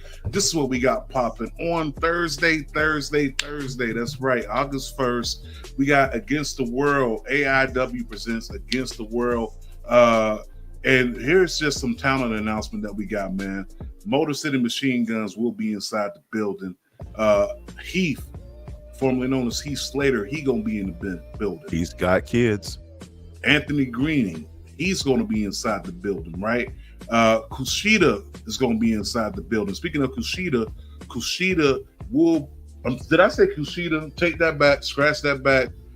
I was talking about, Kenta. This man is uncontrollably racist. No, I'm just kidding. No, I'm kidding, bro. Kenta is going to be in the building. We were talking about Kushida earlier with TNA. I'm messing with you, bro. Kenta Kenta's going to be in the building, Kenta. formerly known as Hideo Itami inside NXT, which I never did like the name of NXT, right? We got Kenta going up against Isaiah Bronner, 7 Mile Destroyer, the best kept secret. Not even a secret anymore, man. This match is going to slap for all the wrong and right reasons, okay? We got Japanese strong style versus just a person who don't give a fuck, okay? He gonna hit you with some strong style. He gonna be a powerhouse. He gonna do whatever it takes. He gonna put you in the dirt. You feel me? But this match right here, Kenta versus Isaiah Bronner. Mark my words. This may be the match of the night. Okay. Then we gotta move on. John Wayne Murdoch versus Kaplan. Listen, Kaplan is a beast. Besides selling beef jerky, which I buy every time I see my boy. Yeah. Okay. We just saw some at the last show. Listen, bro. I stay with the beef jerky. And if you ever see me with beef jerky, it's from Kaplan. But this man is a beast. He's a beast. He's a goblin. He's a problem inside this street. And he's going up against John Wayne Murdoch, man. So this is going to be a pretty good match. I can't wait to see these two touch Pauls for the first time in AIW. So that's going to be pretty dope. Also, we have, can't forget about it, we have the new two-time Intense champion Wes Barkley going up against Anthony Green. Okay, this is going down. It's for the Intense title. I don't see my boy Wes dropping the title whatsoever because my man's fought so hard to get it back. So shout out to Wes, man. Wes Barkley, WrestleMania is running wild, man. And if you know anything about Wes Barkley, Wes brings out the people. Okay, he does. He rolled deep. So if you ever pick a fight with Wes, just know you got about 40 or 50 people inside the crowd. Okay, he is the MC Hammer of AIW. When I say that, I don't mean that he be dancing, but if you know, you know. MC Hammer rolled deep, and MC Hammer was a gangster. Okay, Ask Redman. Ask Redman. Axel. Yo, then we can't forget about this. We got the beautiful Rachel Armstrong going up against the hard-hitting Jocelyn Navarro, man. Listen, Jocelyn, Rachel, this match is going to be dope. It's my first time, not my first time seeing Rachel wrestle live, but it's my first time seeing these two wrestle match. So I think this is going to be pretty dope seeing this as far as this. Hey, we got women of color inside a match on AIW going up against each other at possibly one of the biggest shows of the year. I can't wait for it. If you haven't seen a Jocelyn Navarro match, wake up, Google it, do what you got to do.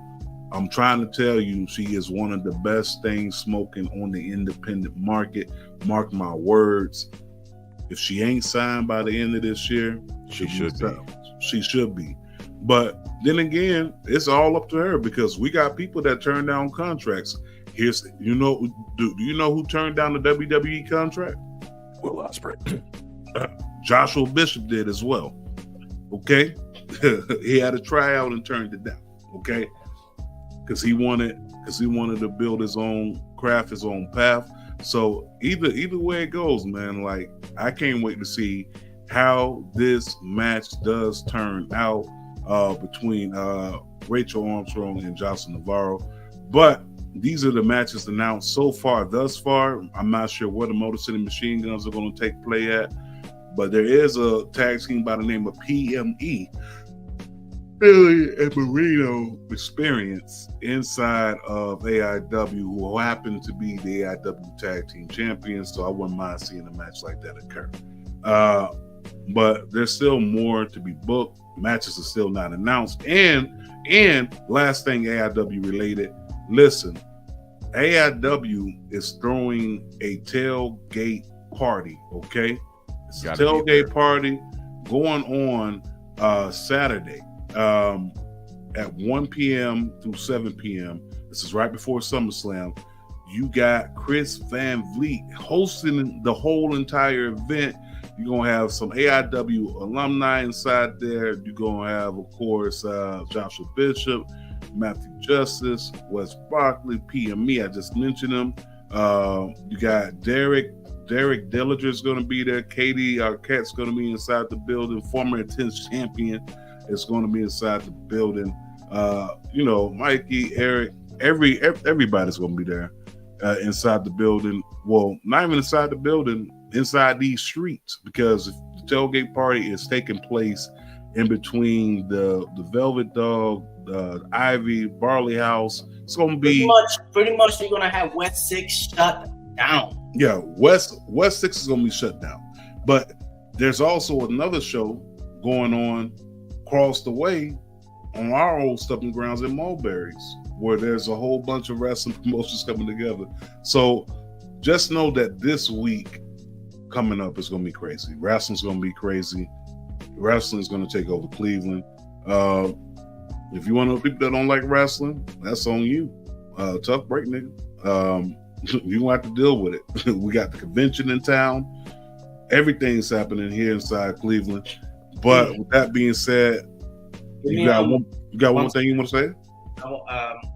On a serious note, there's a well-known friend of mine that from Cleveland, but he had moved down to Florida, and as of 2 days, it came out that he's been missing. So it won't hurt, just to share, and you never know what this could go. You know what I mean? Social media could come a long way. So just ask for prayers for the family and friends. The brother is a close friend of mine. So Izzy, hopefully we get the news that he's been found and he's healthy, safe. Yeah, man. Yeah, I can share this. Yeah, I definitely will. I got you. Thank you, bro. No problem. No problem, man. No problem. If y'all see something, share it, text it, call that number, man. Find Izzy. #find Izzy, man. But before we go ahead and leave, y'all know, you already know what we do, man. So put that back up there real quick. I just want to say that. Look, share this. Share it as much as you can, okay? Screenshot it. Screenshot it, share it, send it to your peoples, text it. I got peoples in Florida, so I'm going to be sending this out as well. I got people in Orlando, but everyone knows somebody who knows somebody that knows somebody, okay? If y'all hear anything, see somebody that resembles this, you go in, somebody named Izzy. If you see anything, call 407-334-6831. Okay, #find Izzy. All right, let's find Izzy. Let's do what we can do, spread the word, and we're gonna put that picture out there. All right, but it is around that time where we do have to wrap up the show, and I am gonna say this. Okay, too much negativity can have you unbalanced mentally, spiritually, emotionally, and physically. Okay. Spread more positive vibes. All right. It takes very little to build someone up than it does to tear them down. Okay. It could be very easy to build someone up. You can start off with a compliment. You can start off by doing a good gesture. You open the door for somebody, whatever it may be. Or you can go to watermaneuver.net for the time being. When I say the time being, I do mean the time being. Time is approaching. Go to watermaneuver.net and let's spread more positive vibes, okay? It takes very little to build someone up than it does to tear them down. You don't have to get that apparel for you. You can get it for someone who may be going through something inside their life. Maybe them looking at positive vibes only can be a message for them to continue to go on. Okay. You don't have to get it for you, get it for somebody. It could be a tank top, because it's hot right now. It could be a V-neck, a crew shirt. You get it for your lady, or get it for your baby. Put it in a baby onesie. Whatever it may be, spread more positive vibes.